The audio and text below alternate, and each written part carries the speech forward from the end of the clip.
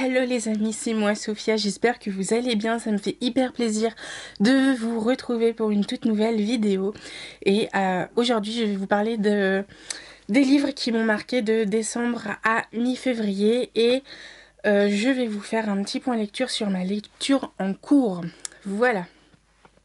Avant de commencer cette vidéo, j'aimerais vous remercier pour tout le suivi que vous m'apportez et tous ces abonnements dont vous me faites l'honneur. Voilà, ça me fait très très plaisir que vous me suiviez sur mon compte Insta, sur mon blog, sur ma page Facebook et Twitter. Et je vous remercie du fond du cœur pour ça. Je voulais juste vous dire un petit mot aussi, j'ai créé un petit compte Utip pour si vous voulez faire des dons et me soutenir. Bah n'hésitez pas, surtout vous regardez une petite vidéo et puis voilà, ça me donne quelques centimes, ça fait toujours plaisir. Je vous remercie encore pour ceux qui le font et le feront. Voilà. Je vais commencer tout de suite cette vidéo avec le livre Enfermé de Jacques Saussé aux éditions Livre de Poche. C'est un thriller, un livre adulte, et ça fait hyper longtemps que j'avais pas lu de thriller et de livres adultes qui m'ont terrorisée, angoissée et écœurée. Et pour le coup, j'ai perdu foi en l'humanité. Voilà, c'est un livre qui parle d'une jeune fille qui s'appelle Virginie, qui sort fraîchement de prison. Elle va nous raconter son présent, son passé et sa vengeance. Et en même temps, on va apprendre que c'est une personne transgenre parce qu'elle est passée d'un corps de garçon à un corps de femme. Ça a été très dur pour elle, surtout en prison. Voilà, il y a des scènes vraiment très très violentes. Néanmoins, je dois dire que la plume de l'auteur s'y prête très bien et que j'ai envie de découvrir ses autres textes parce que ça m'a l'air quand même assez sympa ce qu'il fait dans le domaine du thriller, hein, parce que je le vois pas du tout écrire de la romance ou quoi, hein, soyons honnêtes. Euh, ce que j'ai bien aimé aussi, c'est ces petites notes qu'il mettait en bas de page pour nous expliquer un point de l'histoire de la communauté LGBT et transgenre. Voilà tout ce que j'avais à dire sur ce livre parce que ça fait quand même une semaine que je l'ai lu, qui me trotte encore dans la tête pas mal et que j'arrivais toujours pas à vous faire une chronique, donc là je suis plutôt contente. Voilà. On va rester dans le domaine de l'écœurement. Enfin, et de la perte de la foi en l'humanité avec le livre La Lune est à nous de Cindy Van Wilder. Alors qui est vraiment un livre qui donne de l'espoir quand même, hein, parce qu'il parle de... Enfin, alors, qui donne de l'espoir pour les personnes qui sont grosses, gays, et qui subissent du harcèlement et du cyberharcèlement. Voilà les gros thèmes de ça. Alors j'ai oublié de dire que c'était aux éditions Scrigno. C'est un livre à mettre en toutes les mains. Et d'ailleurs, de manière générale, tous les livres de Cindy sont à lire parce qu'elle parle avec brio de ces thèmes assez forts et assez puissants. Et surtout, c'est du jeunesse. Donc, autant vous dire que ça parle vraiment à tout le monde, hein. On fait la rencontre d'Olive qui est grosse et noire et qui va se faire harceler et qui va subir un cyberharcèlement. Et on fait la rencontre de Max qui est gay et gros. Donc autant vous dire que les deux ne vont pas bien, et enfin même tout quoi. Parce que dans la société actuelle, ça ne passe pas. Autant être gay, ça va, si t'es mince, ça va. Mais, enfin, bref, voilà quoi. Ce livre, il est vraiment extrêmement puissant, extrêmement émouvant et j'ai beaucoup pleuré. C'était vraiment dur à lire. Il y avait certains passages qui étaient hard. Pour du jeunesse, c'était vraiment quelque chose d'assez nouveau pour moi, je crois. Et avec des thèmes aussi forts, qui est un livre très actuel au final, hein. Et ce que j'ai bien aimé, c'est donc la lueur d'espoir que Cindy nous apporte tout au long du livre et que même si on se fait harceler, euh, et du cyberharcèlement, si on a les bonnes personnes, on trouvera toujours le moyen de se relever et ça c'est le plus important. C'est un livre à mettre entre toutes les mains et surtout les plus jeunes et les parents, je pense, parce que il est vraiment très très chouette. Et puis bah Cindy est toujours là où on l'attend quoi, enfin, ou pas, mais je veux dire voilà, vous avez compris. Elle nous parle très très bien de ces thèmes. Voilà. C'est tout ce que j'avais à dire dessus. Ensuite, on va parler un peu d'amour, enfin. quand même, avec le tome 1 de La première fois que j'ai été deux et le tome 2 de, enfin, la seconde moitié de Mon cœur. C'est la saga Karen et Tom, je les appelle comme ça, de Bertrand Julien Nogared aux éditions Flammarion Jeunesse, donc les deux tomes. Là, on fait la rencontre de Karen et Tom. Karen n'est pas trop portée sur l'amour, mais quand même, elle désespère pas. Enfin, elle a dans l'idée de trouver le bon, mais à un stade beaucoup plus avancé de sa vie. Et Eton, c'est un gros romantique et ils se rencontrent en cours et là tout de suite c'est le coup de foudre. Voilà, et on va voyager donc entre Londres et Paris parce que Tom, il est londonien de la tête aux pieds et même, je dirais, dans l'âme. Et il ne supporte pas de quitter Londres. Voilà. Donc on va grandir avec eux. Et dans le tome 2, on va donc retrouver Karen et Tom qui vont poursuivre ou pas leur histoire d'amour. Mais Karen, elle va quand même comprendre que la vie ne tient qu'à un fil et que donc il est important de la vivre tout de suite. Voilà, j'essaye de pas vous spoiler, alors c'était un peu court, j'avoue, mais c'est deux livres à lire parce que déjà ils sont pas si gros que ça, hein, et puis parce que la plume de l'auteur va vous faire passer une nuit blanche, hein, en l'air de rien, vous allez beaucoup pleurer parce que c'est des tomes assez...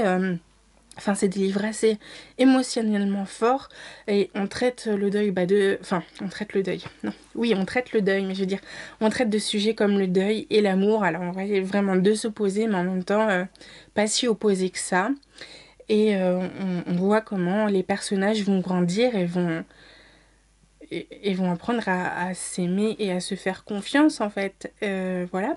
Donc c'est à lire aussi, parce que puis ça, c'est du feel good quand même, on rigole pas mal. Et voilà, donc à lire. Voilà. Ensuite, on se retrouve encore un peu dans la perte de l'humanité, hein. C'est vraiment des lectures très puissantes que j'ai en ce moment. Et je vais vous parler de Signé Poète X de Elisabeth Acevedo aux éditions Nathan. C'est un livre qu'on a beaucoup vu sur les réseaux. Et c'est un livre que j'ai eu la chance de recevoir en service presse par Nathan. Par les éditions Nathan, pardon, il faut que j'arrête de les appeler Nathan parce que ça va pas. Bref. Et on fait la rencontre de Xiomara, qui a donc 16 ans, qui vit à New York et qui va nous apprendre que là où elle vit, elle a les dictates de la société et les dictates que sa mère lui impose. Il faut pas qu'elle soit comme ci, il faut pas qu'elle soit comme ça, il faut pas qu'elle ait ça, il faut pas qu'elle ait ci. Et donc elle va nous raconter comment elle se sent par rapport à tout ça. Et ce qui est très très bien et qui donne de plus en plus de puissance au texte, c'est le fait que c'est un roman poème. Et voilà, donc c'est des vers, c'est pas un roman comme on a l'habitude de voir. Et c'est ça, ça m'avait un peu fait peur. Parce que j'avoue que je lis très peu de poèmes. Et là, voir un roman poème, j'avoue que ça m'avait un peu fait peur. Mais c'était extrêmement bien fait. Et c'est extrêmement une lecture extrêmement puissante que je recommande à tout le monde en fait. Voilà. Voilà, vous allez aussi beaucoup, beaucoup pleurer. Et oui, on pleure beaucoup chez moi. Voilà. Ensuite, on va passer avec un livre, enfin une saga un peu plus fun quand même. Ça m'arrive de temps en temps, ne vous inquiétez pas. J'ai nommé la saga Simon Snow de Rainbow Rowell avec le tome 1 Carry On et le second tome Wade Watson. Je fais des efforts pour le dire en anglais, vous voyez. Et on va faire la rencontre de Simon Snow qui est l'élu et qui va donc... qui est à l'école Watford et qui va apprendre la magie pour combattre le mal et donc sauver le monde des magiciens tout simplement.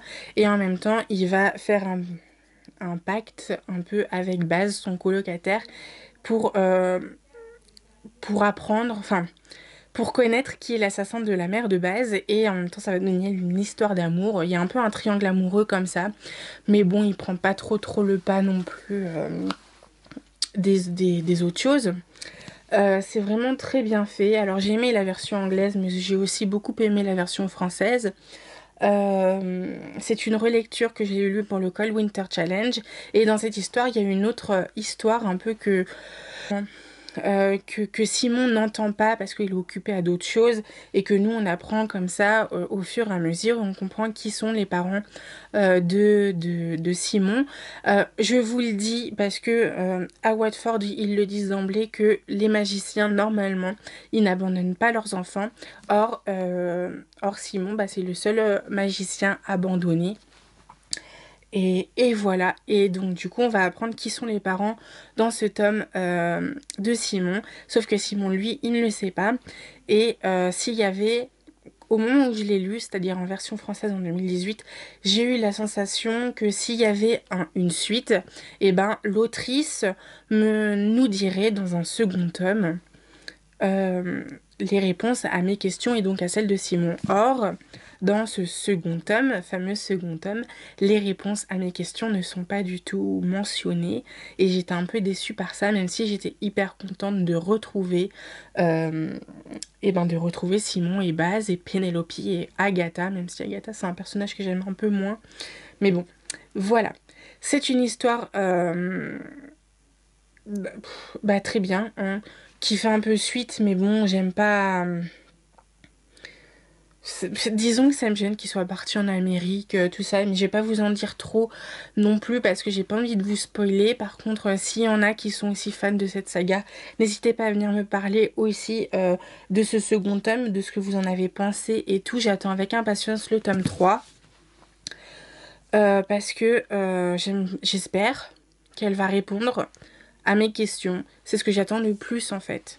Et après, si elle veut diversifier ses livres avec Simon et Baz, il n'y a pas de souci, je vais te dire, mais voilà quoi. Je m'attendais à ça, à plutôt à faire une duologie qu'autre chose. Voilà. C'était tout ce que j'avais à dire sur Rainbow Rowell and Carry On and Wind Watson. Oh là là. Bref, et je vais passer à la dernière saga que je vais vous présenter. Que j'essaye depuis 600 000 fois de vous en parler sur la chaîne et sur le blog en mode écrit, mais je n'y arrive jamais parce que je suis un peu en entre-deux, j'aime mais j'aime pas, et je vais essayer de vous expliquer tout ça avec la saga La Passe Miroir. Les livres sont quand même magnifiques, hein, je dois avouer, j'aime beaucoup les couleurs. Mais c'est tout ce que j'aime. Non, je rigole. Les deux premiers tomes... Alors, attends, je repose tout ça. Voilà. Les deux premiers tomes sont des coups de cœur. J'ai aimé l'univers, j'ai aimé la plume de l'auteur, j'ai aimé la plume... les personnages aussi, même si dans le tome 2, Ophélie commence vraiment à me saouler. 2 secondes.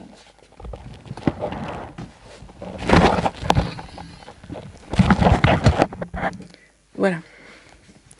Même si Ophélie commence vraiment à m'énerver dans le second tome parce que j'ai l'impression qu'elle se fout un peu de la gueule de tout le monde et qu'elle n'en fait qu'à sa tête, hein.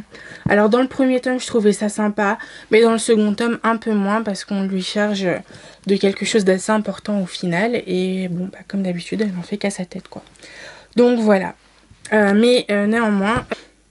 Le second tome est quand même mon préféré parce que déjà Thorne et Ophélie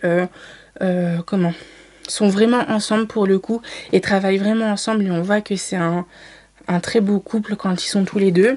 Et aussi parce qu'elle nous fait la description de paysages absolument magnifiques et j'avais envie moi aussi d'y aller. Je ne vous raconte pas comment. Le problème c'est que c'est un peu difficile de rentrer dans un bouquin.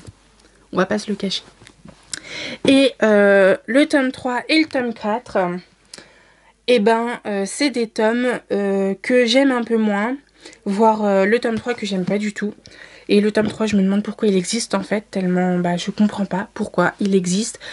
Ophélie, une tête à claque.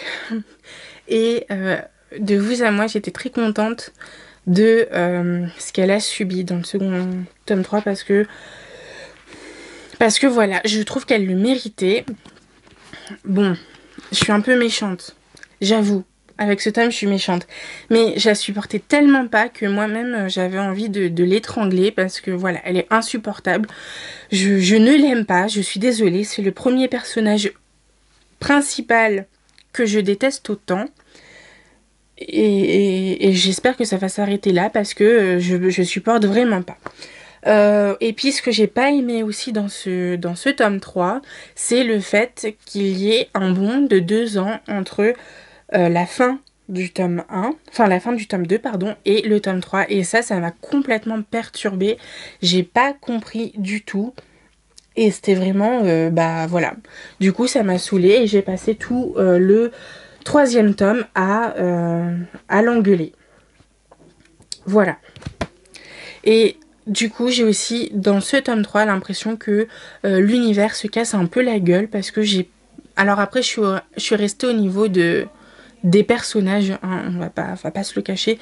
Du coup, j'ai pas trop bien compris cette histoire d'écho. Et ce qui m'a aussi un peu plombé pour le coup, le tome 4, que j'ai quand même un petit peu plus aimé que le tome 3. Mais je sais pas. En fait, en y repensant, c'est un peu... Voilà quoi. C'est pas... C'est bof. C'est bof, c'est l'histoire aussi.